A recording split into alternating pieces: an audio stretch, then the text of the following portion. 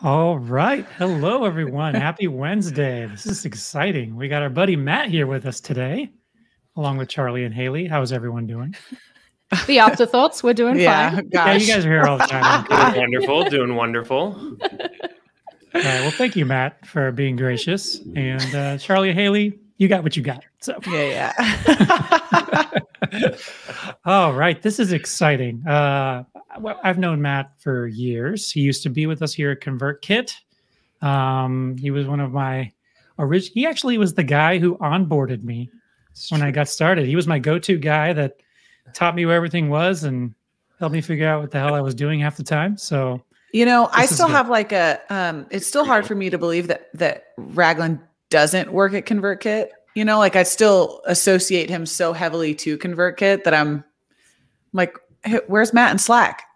I might like go to message you in Slack and you're just not there. What she's saying is we miss you. Yeah. I miss being there. I really do. Like I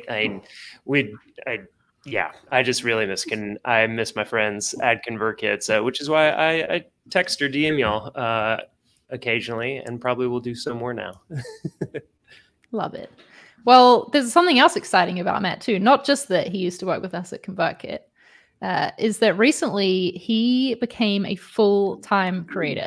He was working as what was your title, Matt, at Podia? I was director of something.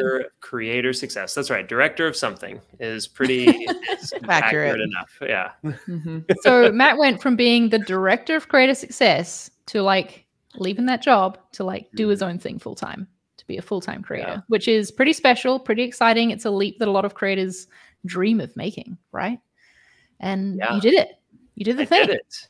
I know I did the thing, and it is very exciting. Yeah, and I know we'll get into it. But it was really, I think one of the things that was very interesting for me is that when I left ConvertKit to go to Podia as the director of creator success, that was that was a really big goal that I had for myself professionally. And even though I had it in the back of my mind that eventually I would like to be a full-time creator, I really, for a long time, just wanted to do it on the side. I wanted to see like how much I could automate. And I had a great job at another great company. And so in some ways, it was weird to think about as I started to make this transition to thinking about becoming a full-time creator is like, well, who am I to leave like a really great job with people that I like at a fast growth startup again to do this like thing just on my own. And there's construction now. I don't know if you can hear that in the background. So. Oh no, this is great. So it was really like that, just trying to get over that like mental hump. Like that was like kind of a weird thing that I didn't expect initially. I thought, eventually it'd just be like, well, I'm fed up with this. I was like, no, things are good. Can I leave something that's good? Am I allowed to do that? Oh man, yeah, that's a good point, Matt. It's like be one thing if like, oh, I'm jumping off this sinking ship, thank God. It's no, this ship is perfectly fine. It's safe, it's cushy. I get warm bed and 3 meals a day. Why would I jump into the ocean? So it's crazy.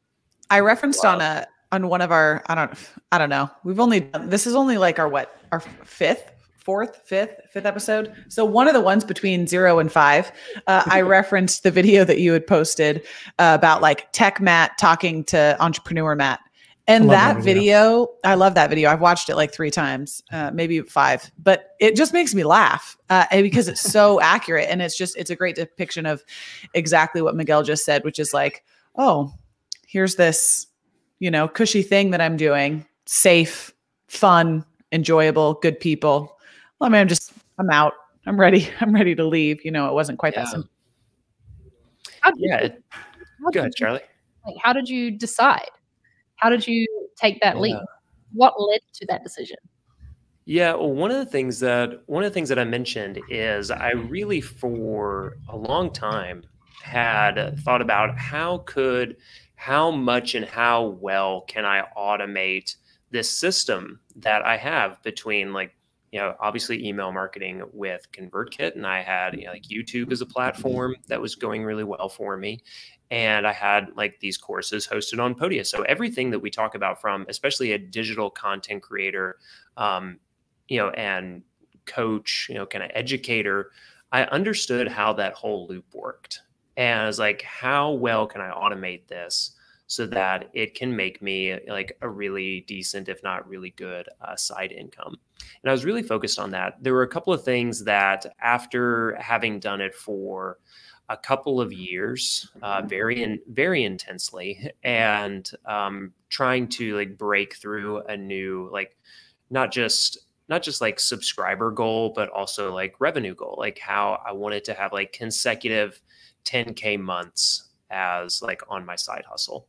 And the best way that I found to do that, I did launch a course that did well, but I also launched a group mastermind program. And so we met once a week to like go through these different productivity frameworks and how it could help them like be more productive, be more focused, get more done in less time, just, manage everything about their digital lives and workflow.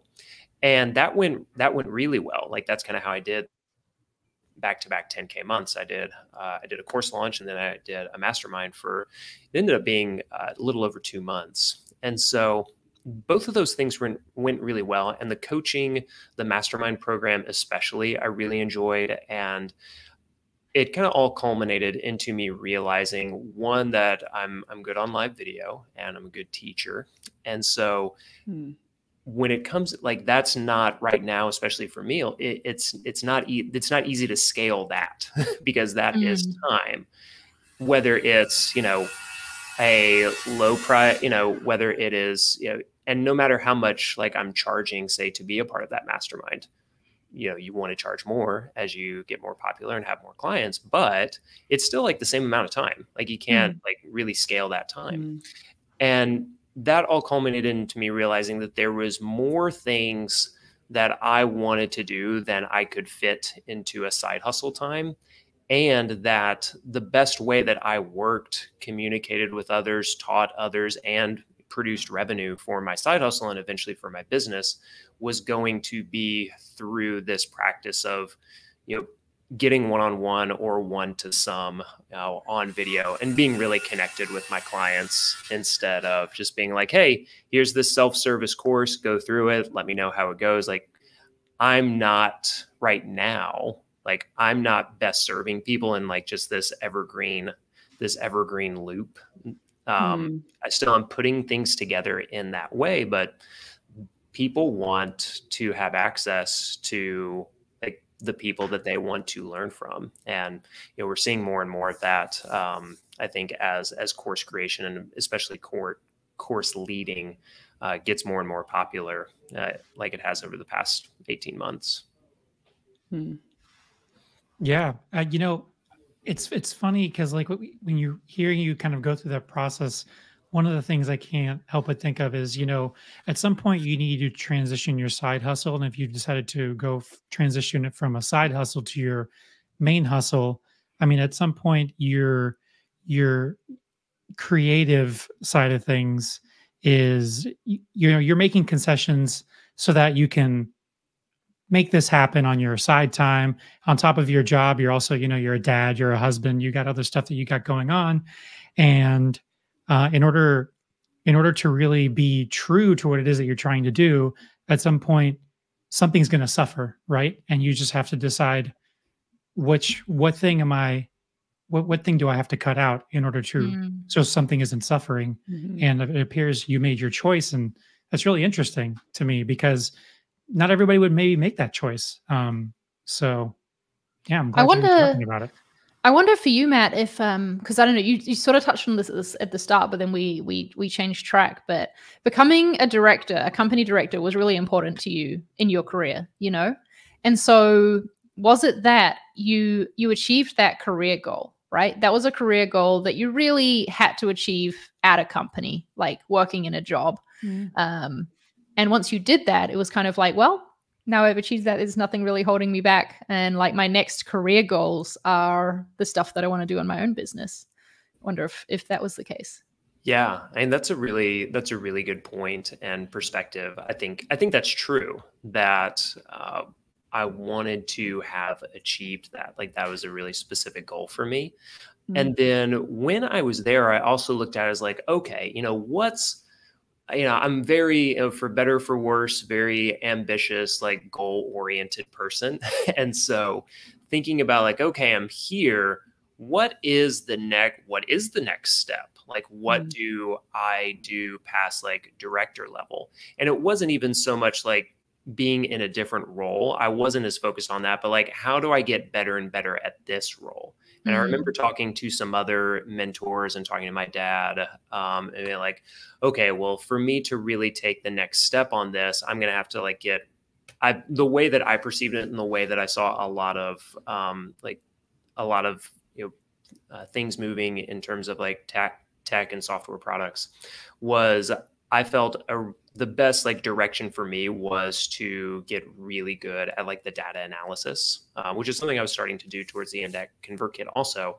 And so I was balancing this between like, okay, for me to get really good at this, it will take, more effort than even I'm currently putting into my job.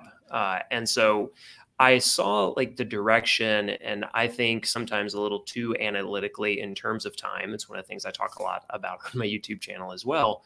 But like Miguel, you were saying in terms of that trade-off, I was like, okay, I'm going to either have to work even more, which I was already working a bit more than I desired to, or I'm going to have to trade in the time that I'm giving to my side hustle to basically go to night school for data analysis. And was I willing to do that? Or the other thing would have been like, am I willing to go to a different company, kind of take maybe sort of a step down? That wouldn't have been the biggest deal to me if it was the right fit, but to like be very clearly like you're almost like a junior data analysis and analyst, and this is going to be like your life for the next 2 to 3 years.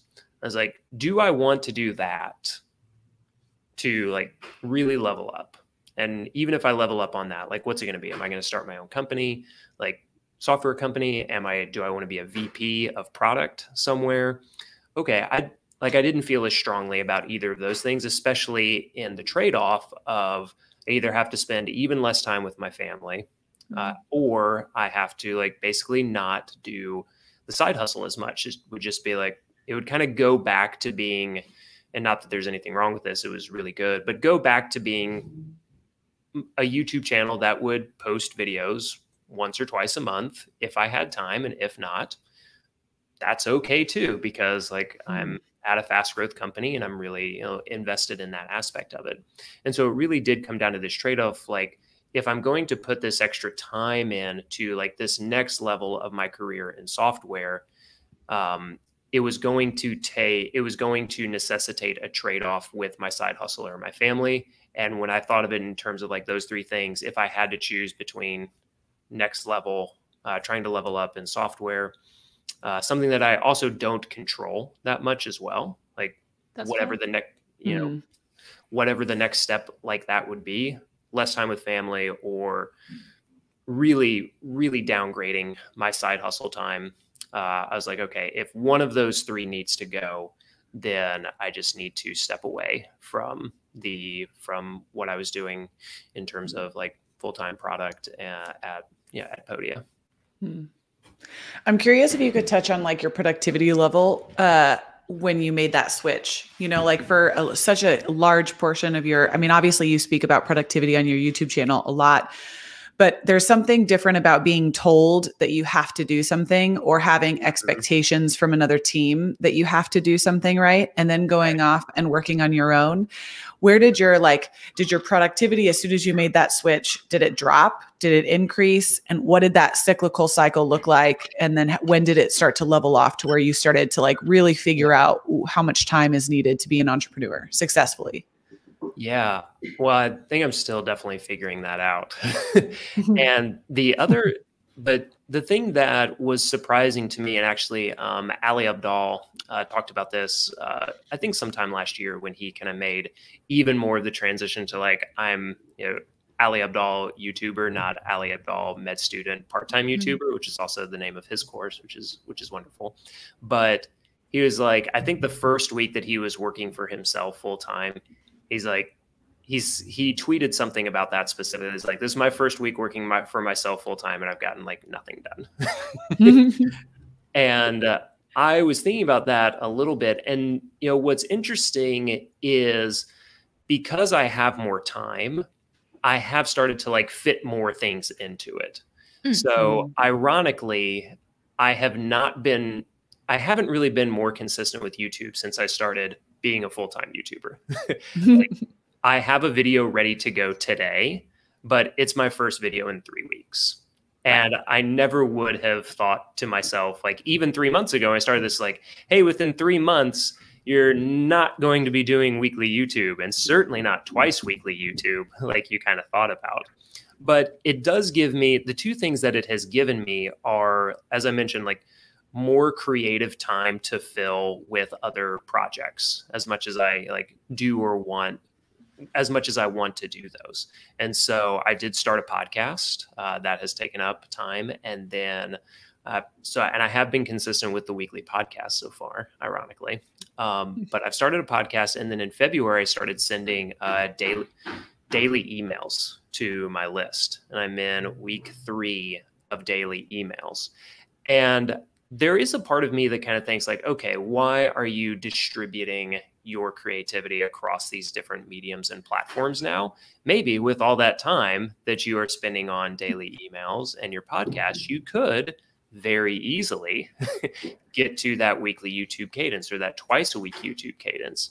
And I am very intrigued just of that question to myself, but also one of the things that I looked forward to and still look forward to when it comes to working for yourself is that for better or for worse, you know, the buck stops with you. And so if I want to pursue these like ideas or like different creative outlets, like let's get back into email writing, like really, really intensely. Let's start a podcast and see how that goes. I have the freedom to do that now because like in the past, I never would have been able to do like multiple things at once, even at the level that I'm doing it now. Like I would have said, like I've said, I wish I had, you know, a weekly YouTube video, but the fact that I've sent 3 weeks of daily emails, still do a weekly podcast, and have done two YouTube videos this month. There are plenty of months in the past 4 years where just doing 2 YouTube videos was like a huge, like Herculean effort. And it still meant like, you know, after my wife and I put the kids to bed, I go work for an hour or two, or like I wake up early on the weekends to like make sure that I get those, you know, just those 2 videos out.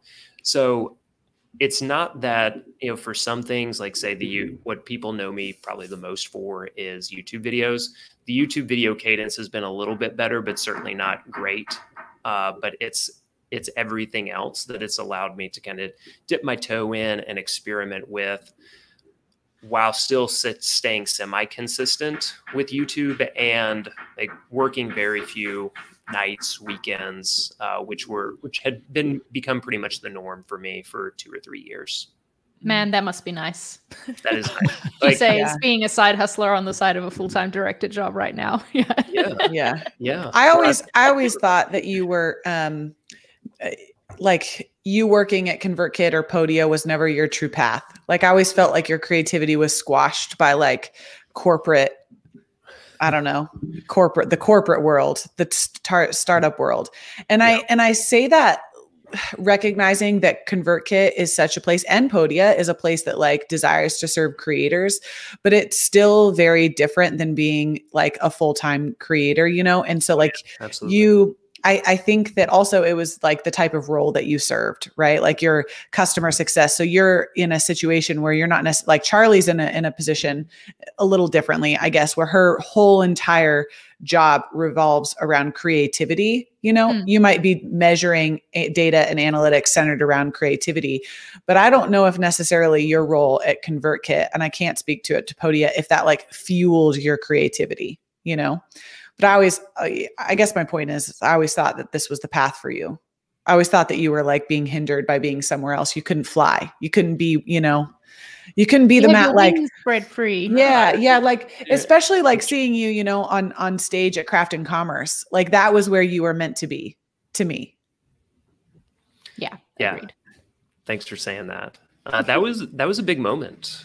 That was a big moment for me to be on the stage at Craft and Commerce. Because one of the things that I've told people about like just my journey as a creator and one of the biggest benefits to being a part of the community and the company and the people at ConvertKit and then at Podia too, is that you get to engage with all these different creators, like literally thousands of creators that I've communicated with from like the Tim Ferrisses of the world to like the person who's just like, I'm signing up.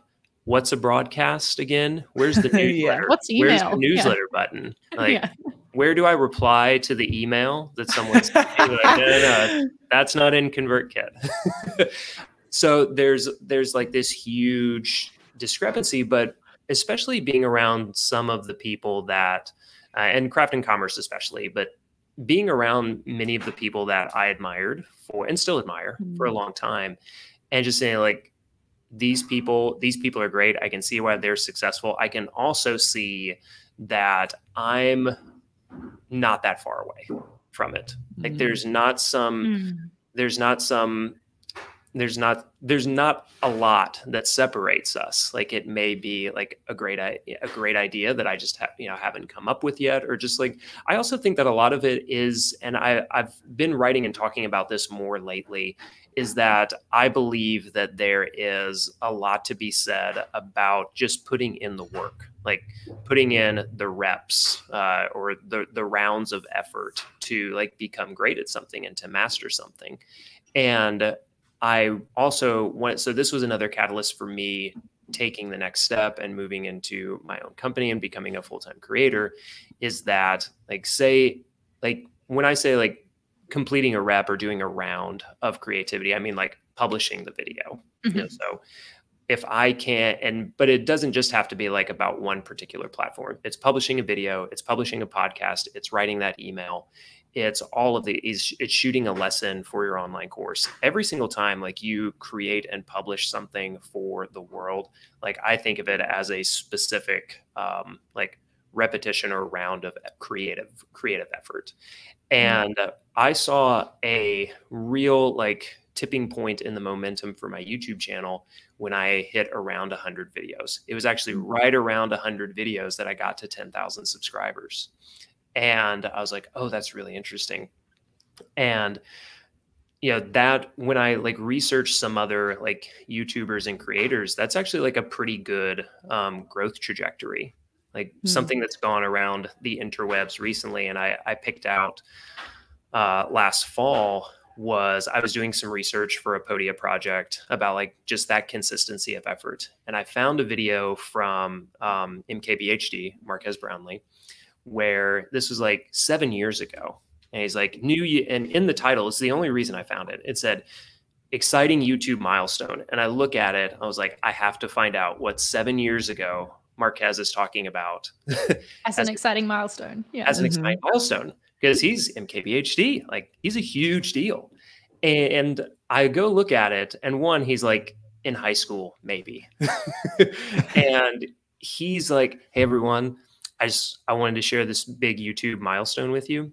And I have 100 videos made. This is video number 100. Thank you so much for watching all these videos before that. And I was like, oh, cool. Because I've long thought that what matters to creators early on as you're making your, as you're making your journey through this, as you're going through this journey, is focus on like the number of things, the number of rounds instead of the number of subscribers, because like you can control getting to 10 videos, to 50 videos, to 100 videos. Yeah. Not saying like, oh, it's got to be 1,000 subscribers by like this made up date. Like you can make videos, you can write emails. And so I was just, when I heard that first little thing, I was like, oh, that's so cool that even this far back, Marquez was focused on like, I'm going to get to 100 videos. So he's talking about this. And then he's like, and let me just see how many subscribers I have. I was like, ooh, well, this will be interesting. I had 10,000 subscribers around my 100th video. So I wonder what he was like. He's like 76 subscribers. Right on, y'all. And I was like, oh my gosh. Wow. Because Marquez, for those of y'all listening and watching who aren't as familiar with him, he has over 13 million subscribers now. And he's made well over 1,000 videos. And I was like, oh my gosh. The MKBHD had made 100 videos and had less than 100 subscribers. Like, people compliment me for saying like, hey, you made 60 videos before you had 1,000 subscribers. I was like, yeah, it's pretty great of me for sticking with it. And then I watched this. I was like, oh, you know nothing, Jon Snow, about. Oh, this is such great to hear. This is really good for me to hear personally. I think one of the things that when we launched creator sessions that Nathan always says, I was actually looking back at like early on in our base camp conversations, right? And he was saying there's going to be a point where you want to quit like 2 years in because it's not going to be where we think that it should be. And you just have to keep going. You just have to keep pushing through it, right? And sometimes that concept seems foreign to me, like that concept of pushing through something that might not be working, like just keep doing it. Because ultimately you always want to see that your work is having like an impact on people. Mm-hmm. But I loved that story because it applies to me directly. Yeah. Well, obviously that's probably why he made it now, right? Like he has 13 million because he created 100 videos for 76 subscribers, like they are related. That effort that he put in, you're right. He did the rounds and well deserved. So that's cool. Thanks for sharing that. Mm-hmm. Yeah, I love that. Going back to you though, Matt. Oh yes. And there we go. Ask me a question. No, it's keep listening to this reminds me of something that we talked about with Ben a little bit. Okay, go into Ben then instead. Yeah, we're gonna go to Ben instead. No, but it ties into this, which is he had it in his head that I'm gonna do 100 podcast videos. Do you guys remember he was talking about that? He's like, I'm gonna do 100. I remember that. And that served him really well. Around 50 and 60 and 70. And then things kind of changed for him after he passed that 100 mark, because so long, you've been kind of chasing that carrot. And then once you get it, and, I guess you had it in your head, like, I don't know, once I get to it, everything will be fine. Or once I get to it, I will have figured out what to do and like, it'll all just like click. And that's not what happened for Ben. So hearing you talk about like hitting that milestone of 100, it's always kind of, it kind of stuck with me, him saying that you, Matt, are one of the most like purposeful and deliberate people I've ever met. Like, I feel like you're one of those people that like knows their chess moves, 15 moves ahead of time, like, at least that's how I see you in my head. That's the impression I have of you. So, I wonder, did you ever deal with that as well? Or did you think far enough ahead? Did your chess master, Matt, know what to do after hitting these milestones, or what was your experience? Yeah. Thanks for saying that. That's kind. And sometimes I feel that way in terms of like the chess, besides not knowing how to play chess. Just by watching Queen's Gambit, which I thought I was going to say, were you laying in your bed looking up at the ceiling, the chess pieces? My wife was like, what the hell are you doing? I was like, oh, Matt is gone. Do you guys see Matt? I see a black square in place of Matt. Back? There he goes. Smurf Matt for a second. All right, I'm the Ice King. I'm back with 2 Game of Thrones references today. So the like realization of that, like 10, 100, and I would even play it out to like, if you continue 10xing, like out to 1,000 rounds. Like you look at Marquez with over 1,000 videos, Casey Neistat over 1,000 videos. And like lots of people you can look at have, hit that big milestone. And I would say, because I was thinking about this in comparison to what Ben was talking about. And I do think that it's interesting. I'll just talk about that for a moment, because I think that 2 things happen, even if you decide to not pursue that particular niche post 100 videos, because I do think 100 is an important milestone for momentum and like building expertise, building an audience. you know, if you think about it, it's also good for like any kind of like new thing that you want to do. I guarantee like if you go do 100 workouts this year, then you're going to feel better about working out. Yeah. Could be anything like that. So I think 100 is a really key number for momentum. But the other thing that it'll help you with is that you will build confidence in what you're able to do by doing it like 100 times. Yeah, that number can kind of vary, but I guarantee that Ben, when he started his new podcast, felt a lot better about starting his new podcast after having done 100 episodes of the other one. And people who were following him on that podcast are like, oh, well, I like Ben. I trust Ben. Ben wants to talk about something a little different. Awesome. Nowhere, you know, I just want to like hang out around him. I'm glad he started a YouTube channel too with his Hemsworth brother looks. Oh, you know it. Don't get Haley started. I mean, I've thought about how many times I wanted to bring up your hair because you also have great hair, you know, like Ben does. But then I held back because I didn't want to be repetitive, you know. Which Hemsworth brother does Matt look like, Haley? Get it out. I don't know. They all have blonde hair. I can't. Matt's a whole separate species of fit. You know, we all know this. So the BMI is still high. I had to throw it in there. The BMI is quality. We're really losing our podcast listeners because no one. Let's get back on track. Back to it. Reel it back. Now they're all going to come to the YouTube channel because they want to see how fit Matt is. Yeah. You're gonna have to go back in the archives a little bit. Anyway, so Miguel was also asking me about like, did I ever have like these moments of doubt? Yeah. Yes, basically. Yeah, right. Back to that. And right. there are a couple of things with that. One is just that, yeah, of course I did.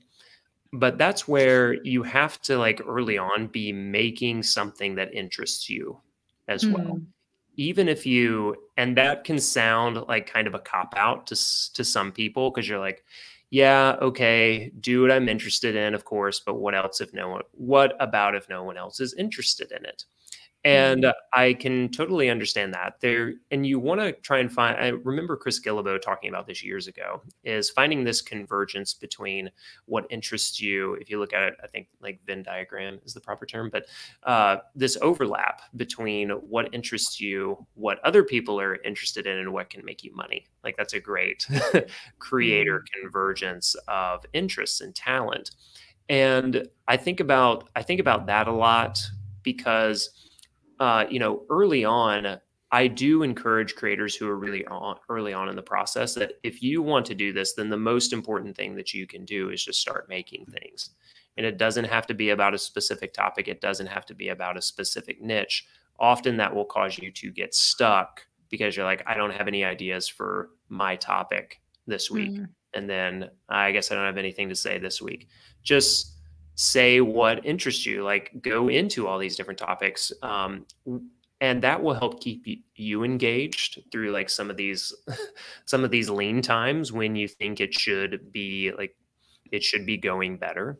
But the other thing that it'll help you with is like, as you're building this volume of content, and this is my story in it, is I didn't have a video go over 1,000 views until my like 65th video, somewhere in the 60s. All of them were under 100 views. And even still, like you go into like the backlog of my first year and a half, like those first 50 videos, there's still like around 200-300 views. And people don't watch your backlog for the most part. Thank God. Yeah. Yeah. Charlie is a beauty blogger back in the day, you know? There we go. And so you can kind of move yourself past this period of self-doubt, or is this really working, just by staying interested in the thing that you're making. And if you're making something for yourself, you can also think of it as like serving a very, very small niche. Like if you know that you are helping or informing people with a particular thing. And I think early on, if you're not doing it necessarily with the expectation of money, like that is not a bad, I think that most creators wait way too long to start monetizing.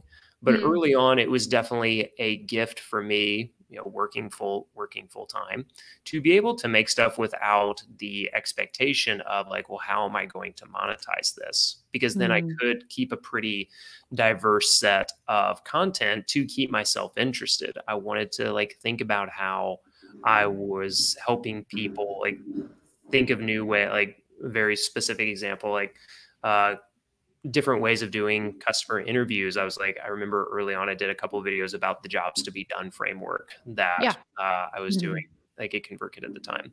But then I also just liked making videos because my oldest son, who was my only son at the time, I was like, it would be cool. It'll be cool eventually for him to like see, I don't know, he may not think it's cool, but in my head, I was like, it's going to be cool that I'm making these videos and he's going to be able to go back and like kind of watch them and see like we were doing these things and this is what life was like. Because I was thinking, I was like, it would be cool if like my dad had a YouTube channel or whatever back in the day, and I could just be like, man, what was life like for my dad when he was in his mid-30s and with a couple of kids? Like, wow, I would like, especially now, like I would watch that like nonstop. I would find that so interesting.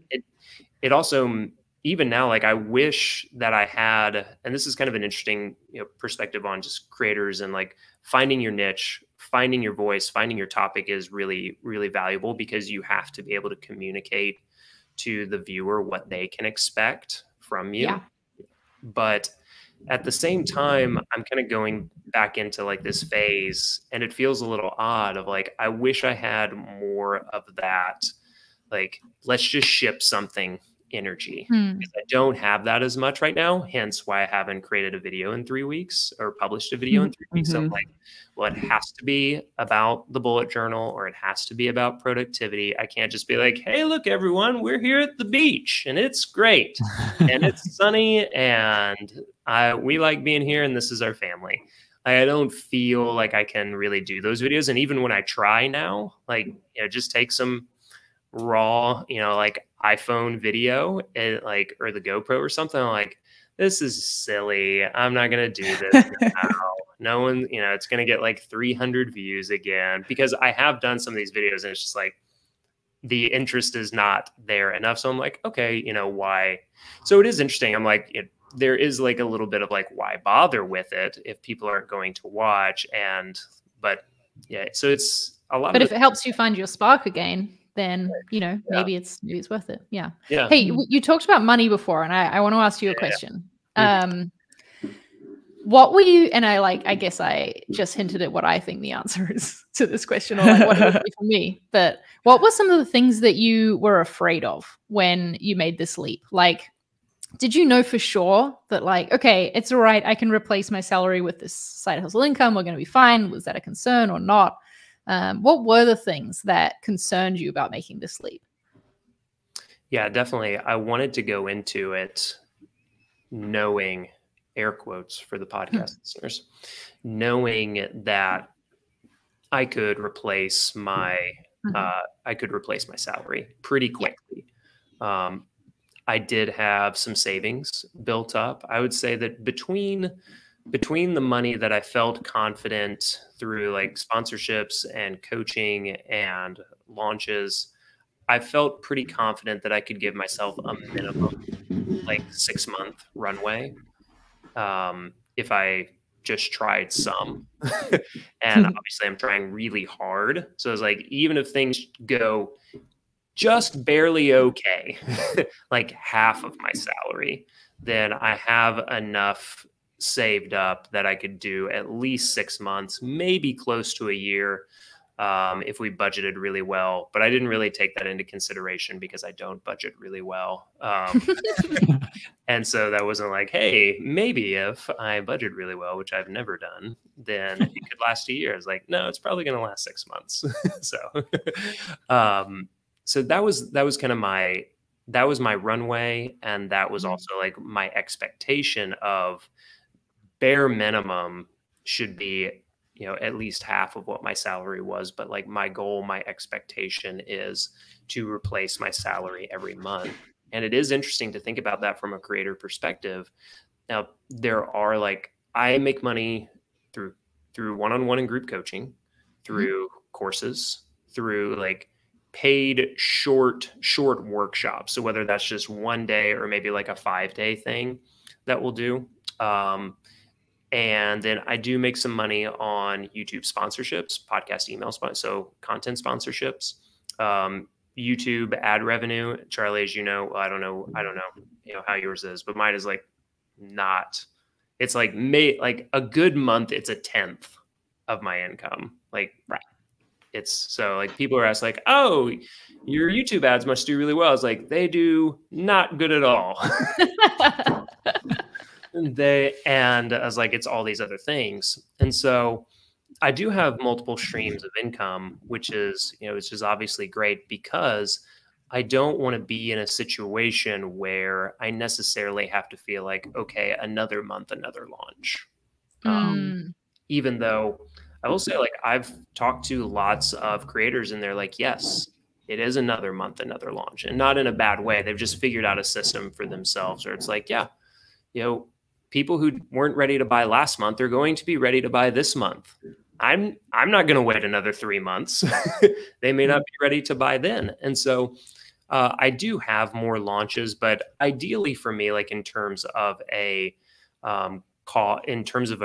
revenue projections, my plan, my projection is that like coaching from the one-on-one and the group perspective provides very close to replacing my like full-time income before. Like that's my projection. Just that chunk of your income. That chunk, yeah, at least 70%, because that is something that's more repeatable on a monthly basis. Like that's just kind of the nature of it. Like when people sign up, it's a minimum 3-month commitment, and often at least enough of them will renew that it's not like every 3 months I'm having to replace all those people.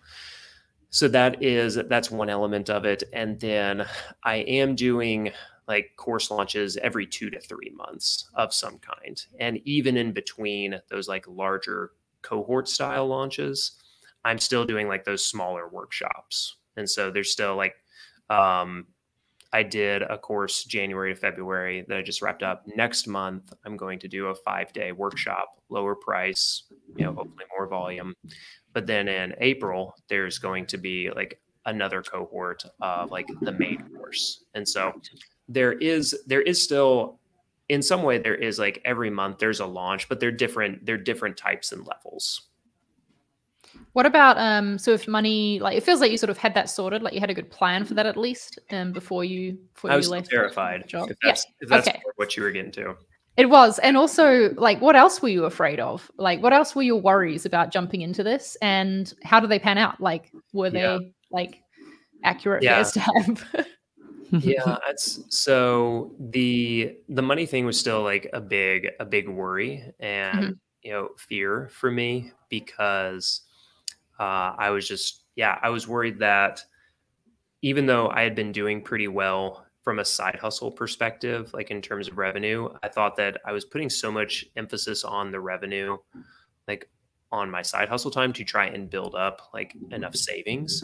I was afraid that I would because people would say to me like, oh, look at how well you're doing with revenue on just like 40 hours a month. What if this was 40 hours a week? You're going to be able to do it. I was like, yeah, but most of the time I spend is already on what I perceived as that revenue producing, like content, coaching, courses.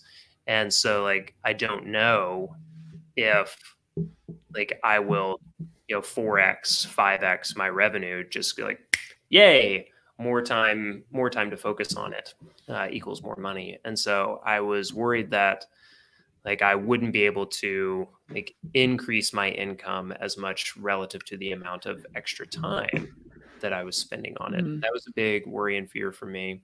I also knew that in order to run the kind of business that I wanted to, that I was going to have to take on some expenses, because I wanted to like hire an assistant. I wanted to hire an editor. I still haven't hired an editor, but like there are these things I'm like, okay, if I really want to like do this the way that I want to do it, then I'm going to have to incur expenses. What if I incur expenses and can't increase my revenue enough? Like, okay, now it's cutting into it even more.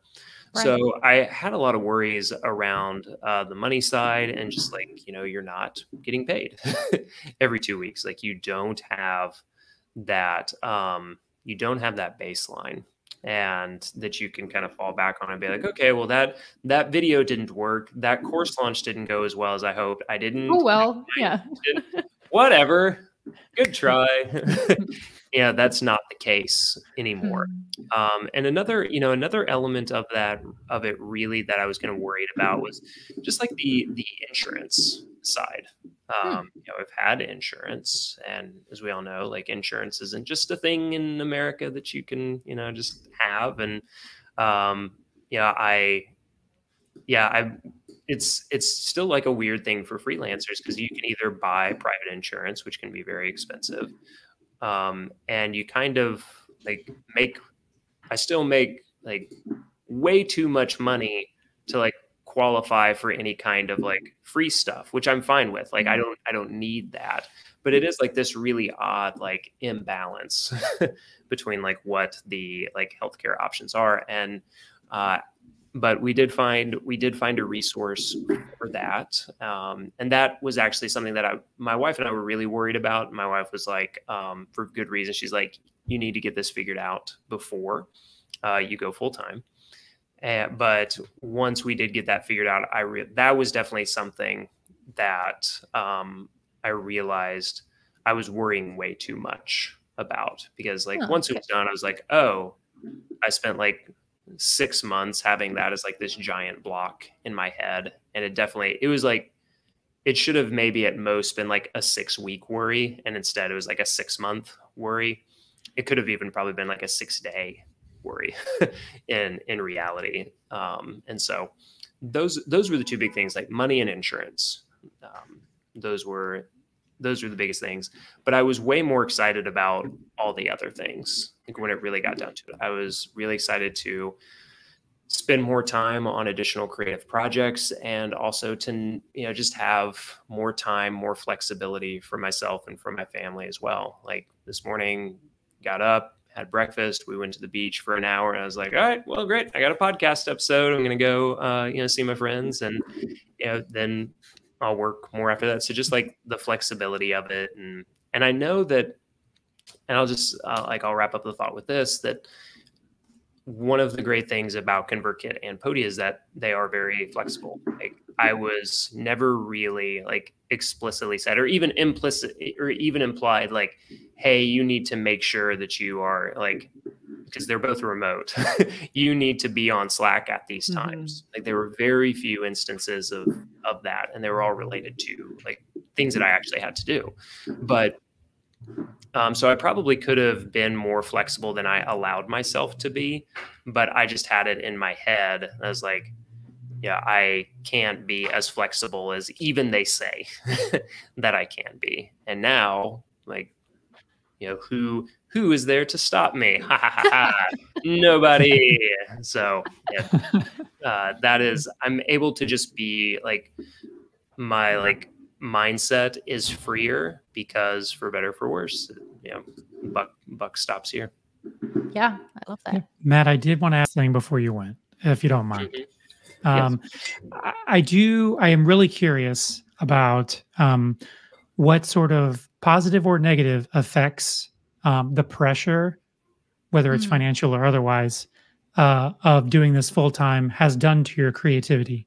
Because obviously before it's a side thing, there's not as much to lose, but now you've sort of built a life around your creativity and your productivity as a self-employed person, where the buck, like you said, for better or for worse, stops with you. Yeah. So now that I've fully scared the shit out of you by putting it that way, how does that like?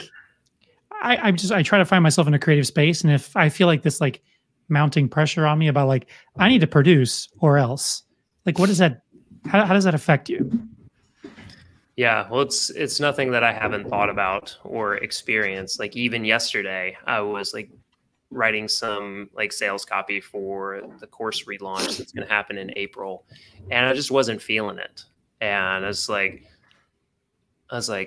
I have to get something out for this, and it has to be good. Yeah. Like, it can't just be like, hey, I have this thing. Like, I don't know about y'all, but I mean, like anyone listening, but I haven't had that moment yet where it's like, yeah, you know, I put this thing out here and 1,000 people bought it at $100. And I was like, wow, my life has been changed. And I didn't even try that hard. I was like, well, good for you. I'm glad the universe gave you that. And so there is that like Matt Ragland, what I love. Yeah, there you go. Yeah. Good for you. There are these feelings of like, this has to be good. And it kind of goes back to even like this feeling that I kind of miss from like my early vlogging days, that like I just wanted to like make something, and I didn't worry as much about like how I felt about it or how it would like impact, or was it reaching my core avatar in the proper way, and like the problems that they're facing. I'm really digging into like why this matters, like all these questions you start to ask yourself when your livelihood is on the line. Like the stakes are definitely raised. And I think so yes, I definitely face that. And the answer for me is always just to try and, you know, move through it as quickly as possible. That doesn't mean immediately, because like there is a value of like, you know, getting up, taking a break, like going for a walk, kind of getting a reboot for your mind and for your creativity.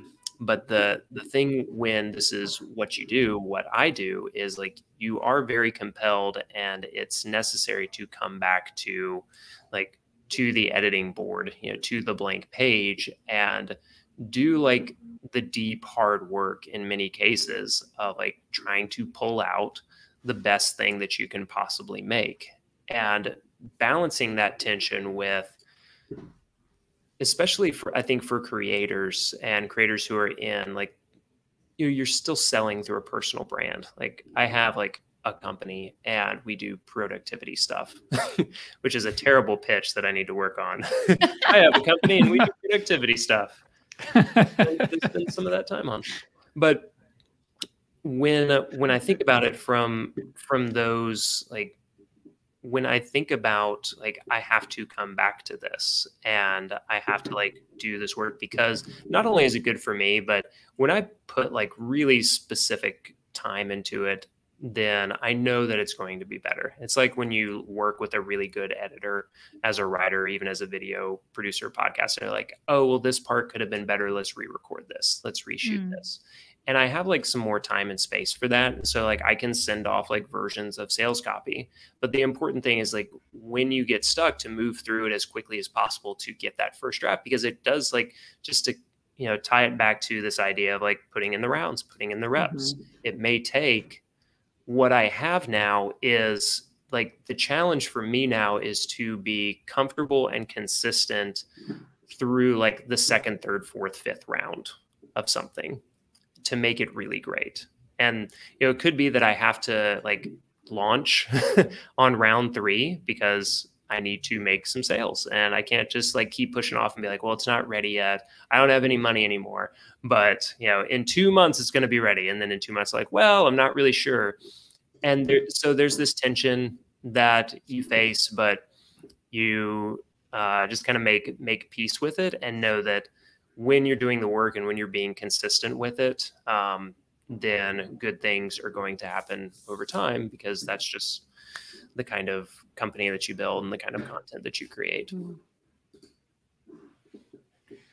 Yeah, man, that's thanks for answering that question, because I've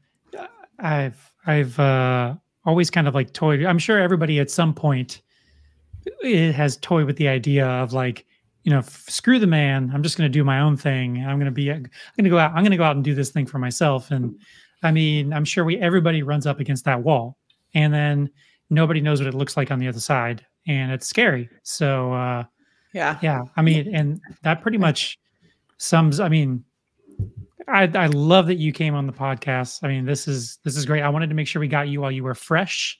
This is all fresh in your mind, you know? Yeah. I don't want to get the Matt Ragland on here that's already, you know, fully successful and is just The like, one saying, "Oh, you know, I just launched 1,000 people bought it." yeah, you know. Oh, you know, I just got up today. And Something that sales. something that I feel like should be recognized though before we wrap up, but is that Matt talked about so many like really practical things that a lot of creators don't think about, like insurance. Like I'm sure that when you came out, you weren't immediately thinking, creators are thinking I'm going to go in all on my side hustle. Well, Matt has a wife and 2 kids, like insurance is a really important thing. And I think that is the reality of being a creator that oftentimes isn't like talked and discussed about. So I really liked the candor of this like episode and you just sharing like the realities of what it's like to be doing this at this point in your career, especially with like recognizing different challenges that maybe like the new creator might not be experiencing. Because that's the reality of being a creator in your mid-30s when you're married with kids, doctor's appointments like happen. Yeah, absolutely. Yeah, we got the house refinanced like 2 months before this happened. Like if you're thinking about this, you're thinking about any like house stuff, like get that taken care of. Yeah. Because like anything with a house, if you work for yourself, they're like, you don't really make money, do you? I was like, no, I do. Like, here are these statements. It shows that I have money. They're like, yeah, I don't believe you. Oh no, we have that same problem. Yeah. My wife's a nurse. I know your wife is also a nurse, but she does travel nursing. You're only ever working at a hospital for 13 weeks at a time. So they're like, well, you can't seem to hold a steady job. It's like, no. It's a traveling job. That's the point. Yeah. It's part of the job. It wouldn't be that job if we stayed there longer than X amount of time. But they're like, you guys are financially losers. You're not going to buy a house. I'm just like, okay, well, cool. Thanks. Yeah, it was terrible. It was terrible. Banking institutions in America, Charlie, you're not missing anything. Yeah. If there's anything that we're harping against at ConvertKit, it's that creativity and just you don't have to have a 9-to-5. Your creativity can be your job. It is a legitimate profession. And just because it looks weird on paper, that just means they got to change the papers. Yes, the papers are wrong. Yeah. Oh, Miguel, dropping bombs at the end of this episode. Love it. Yeah, that's right. Well, that's the whole reason why the I Am a Blogger, book was produced. Like that is it exactly. So, and those of you who are not on YouTube and are listening to our podcast, I want to make sure that you guys go check out Matt's page at youtube.com/Matt Ragland. That's Matt with 2 T's. He's not one of those 1 T guys. 2 T guy. Can't trust the 1 T Matts. No. Anything else you want to shout out, Matt? They don't have enough time for the second T. They got stuff to do. Yeah, my other shameless plug is, you heard me mention it a couple of times, but go to mattragland.com/daily to be on my daily email list. There is a custom unsubscribe link for the YouTube, for the ConvertKit nerds in there, in case you're like, okay, well, I want to stay subscribed, but I don't want the daily emails. There's a special link in there where you can just, take that option. That's a great picture, Matt. You guys should go just for the photo. Maybe if you don't sign up, there we go. If you're listening to the podcast, this is where you can see Fit Matt on mattragland.com. No matter, I got some whoever last month. It doesn't matter who we have on this podcast. You can always rely on Haley to point out how fabulous they look. She's a very visual person. Yeah. And this is our sign to wrap up, because we've hit the hour mark and we have devolved into. I want to know which Hemsworth brother I look like. No one's asked me that question, and frankly, maybe we can do that next time, Miguel. Next time we'll get to you. How about that? Okay. All right. Well, I'm bringing it up, guaranteed. Thanks so much for joining us, Matt. And like Haley said, thanks for your candor and sharing all the hard stuff as well as the good stuff. I feel like as creators, we always want to shout about the good stuff, and it's not so often we talk about the harder things. So I'll come on at any time and talk about the good and the bad of the process. Yeah. We will hold you to that, and we will see you in a future episode. Yeah. Awesome. All right, thanks for joining us today, everyone. Thanks for tuning in. See ya.